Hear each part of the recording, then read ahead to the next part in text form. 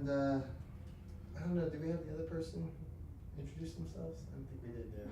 Yeah, why don't you just go ahead and start with, like, my name is so-and-so, I do blah, blah, blah with blah, blah, Okay. blah. Okay. Hello, how you doing? My name is Ashton Rosebud. I go by as well as Minister or Reverend Ashton Rosebud. I am a part of the No More Violence organization. I am a volunteer for the organization, but I also will be preaching the first night, July 10th, a Friday night, at the youth convention. Okay. And what brings you here to this organization? What brings me here to this organization was first I met a young lady by the name of Sade Allen back in at Texas College, and she told and her mother, which is the founder of No More Violence organization, which is Sister Patricia Allen. Me and her got in connection, and she asked me to preach a youth convention for her, and I looked more into it, and I seen some great opportunities that come out of it, not only from the biblical standpoint, but also from the educational standpoint, with law enforcement, hazing, suicide, everything today that affects the world in a great big tragedy that needs to be let out into the world. That's very informational to not only us young people, but also the older people that are facing troubles and difficulties with violence in this community. Has violence been a factor in your life personally? No, violence has not been a factor in my life personally, but I have seen violence, or I have had friends that have been affected by violence. Just the past month and a half ago, I have a friend that was gunned down due to violence, which affected me very badly. And so that's the only effect that I have towards violence. But I have seen a lot of it in this community that really needs to be um, that really needs to be informed, and just to let the community know that violence is not the way to go. It's always peace that helps out. What do you think is causing some of these violent outbursts? Like you say, your friend was gunned down.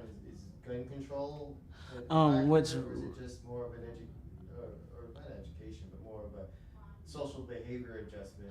What's really causing it is first of all, it starts off at home.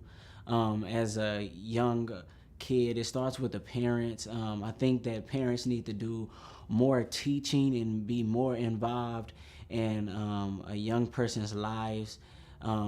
Because as you grow up, you take from what you learn at the house out into the world, which can be very effective. It could be effective in a good way or in a bad way. So that's where I think violence starts from, and it also starts with hanging out with the wrong crowd, with the wrong people. I always say that not everybody in your boat is watching you roll. Some people are in your boat to watch you sink. And so that's where violence really starts from. It's just finding out who you are around, and parents should get more involved into their kids' life, on their whereabouts and what they're doing, and stop being more of a friend with their kids and be more of parents.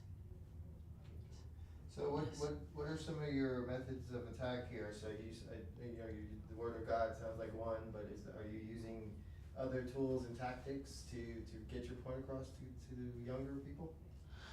To get my point across to the younger people, first I do use my points in a biblical standpoint. Me being a minister, that's always been my first goal. But I have learned that not everyone um, is prone to the biblical way at all times. And so sometimes what I have to do is to get down on their level. Sometimes you have to change your level to other people. And so sometimes it's just to help them with the violence. I always wanted to start my own ministry, which is named Boss Ministries, which stands for Building Opportunity for Successful Souls. Dealing with, getting people out, going into the community with fun activities, because if you are at so many activities, there's no time to condone into violence. So that's my other way of doing it, with activities and such as basketball, football tournaments, and things like that. And I guess that goes to the peer pressure aspect of it, whereas who you hang out with. You made the point earlier, because I guess if anybody is interested in your program, they're probably interested in staying staying away from violence. Right. Okay. What about culture? Music, or again the peer. The family is important, but I guess at some point the kid goes off on his own. What are your thoughts on that? Right. From the culture standpoint and musical standpoint, the musical standpoint, I've learned, and from my own experience, some music that you listen to has very explicit lyrics, and I found out that you begin to act as the music that you are listening to. I can't stress to you what music to listen to or anything like that, but music is a big issue with this in today's society.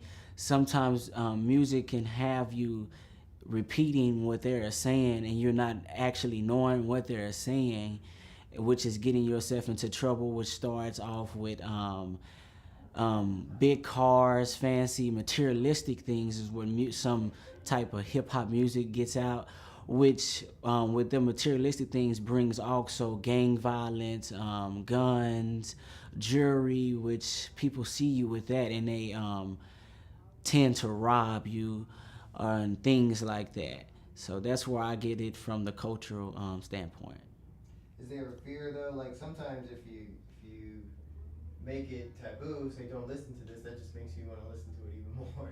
Your parents says, no, I don't want you to hear that. Right. Now you really want to hear that. Right. And so that right there, me personally, I always tell parents, don't always keep your kids sheltered in something. Sometimes you have to let it child experience things in order for them not to experience it themselves, so they can see how much of a effect it is, to the point where they're making a decision on their own whether to do it again or not to do it again.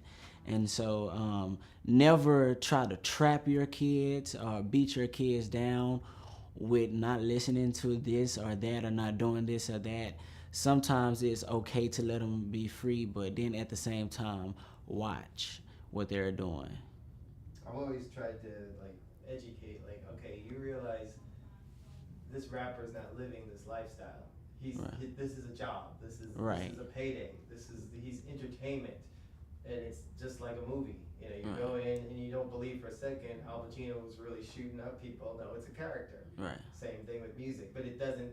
But at the same time, the artists don't want it to look fraudulent, so therefore they try to make it look as authentic. Right. So it's a tough balance, but ultimately, that's kind of how I was dealt with it. But so okay, is there anything? Let's see, what didn't we touch on? So all your programs are in conjunction to what's going on here, or do you serve a certain role when you're outside of your ministry and you're here with this group? Well, my ministry has not yet uplifted yet. I am working on that, but outside of the No More Violence organization, I am a preacher, and so what I do is just preach the word, and I do whatever God has called me to do. I am a college student as well, so back in college in Tyler, Texas, I just try to reach out to people. It's specifically people that has dealt with violence. And so to this, I would just want to say, if you could please consider No More Violence organization. It is a very great organization, a God a God calling organization that can really help these victims out and really transition your mind into something better, and that will have you being better than you were before. Works for me. Excellent.